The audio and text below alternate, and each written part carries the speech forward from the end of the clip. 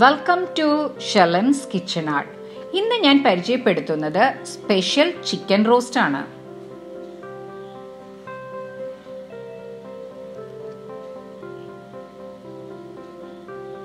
ഒരു kilo chicken clean ചെയ്തെടുത്തിട്ടുണ്ട്. അതിലേക്ക് ആവശ്യത്തിന് ഉപ്പ്, 1/2 table spoon garam masala, 1 table spoon Kashmiri chilli powder, അല്പം മഞ്ഞൾ ചേർത്ത് നന്നായിട്ട് ഒന്ന് മിക്സ് ചെയ്യാം.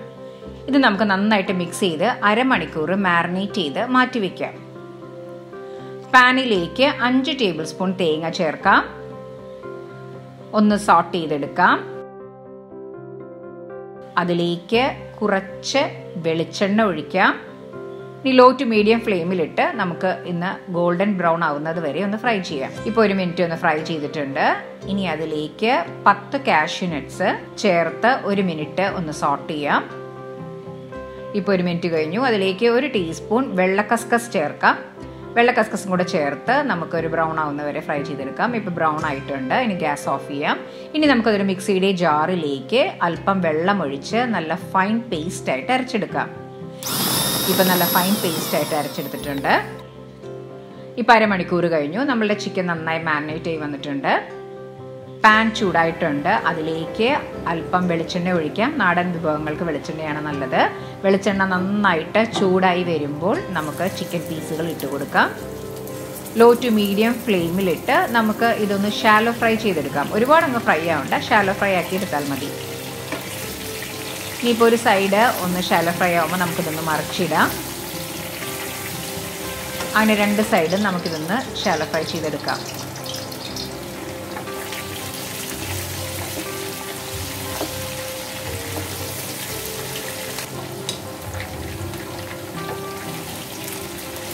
ഇപ്പോൾ 2 സൈഡും ഒന്ന് ഫ്രൈ ആയി വന്നിട്ടുണ്ട്. ഇനി നമുക്കിതൊരു പ്ലേറ്റിലേക്ക് മാറ്റാം. ബാക്കിയുള്ള ചിക്കൻ പീസസും നമുക്കിതുപോലെ ഫ്രൈ ചെയ്തെടുക്കാം.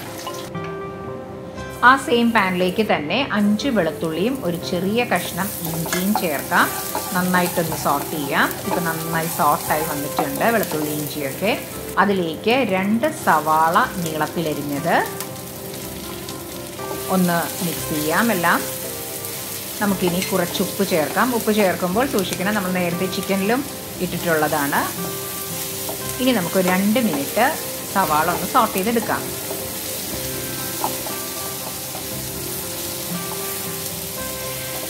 ഇപ്പോൾ ഒരു 2 മിനിറ്റ് കഴിഞ്ഞു. ഇനി അതിലേക്ക് ഒരു കാപ്സിക്കം ചെറുതായി അരിഞ്ഞത്, 3 പച്ചമുളക് നീളത്തിലരിഞ്ഞത്, കുറച്ച് വേപ്പില, ഒരു വലിയ തക്കാളി, ചെറിയ തക്കാളി ആണെങ്കിൽ 2 എടുക്കാം.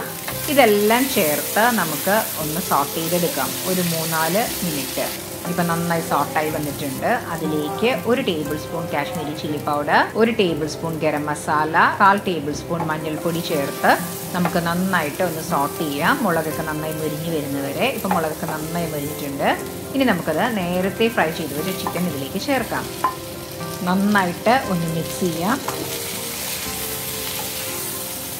നന്നായി മിക്സ് ആയിട്ടുണ്ട്. ഇനി അതിലേക്ക് നമ്മൾ നേരത്തെ അരച്ചു വെച്ച തേങ്ങാ മിശ്രിതം ചേർക്കാം. കുറച്ച് വെള്ളവും കൂടി ഒഴിച്ച് നമുക്ക് നന്നായി മിക്സ് ചെയ്ത് ഒന്ന് തിളയ്ക്കാൻ അനുവദിക്കാം. ഇപ്പം നന്നായി തിളച്ച് വന്നിട്ടുണ്ട്. അതിലേക്ക് കുറച്ച് മല്ലിയില ചേർത്ത് നന്നായിട്ട് ഒന്ന് മിക്സ് ചെയ്യാം.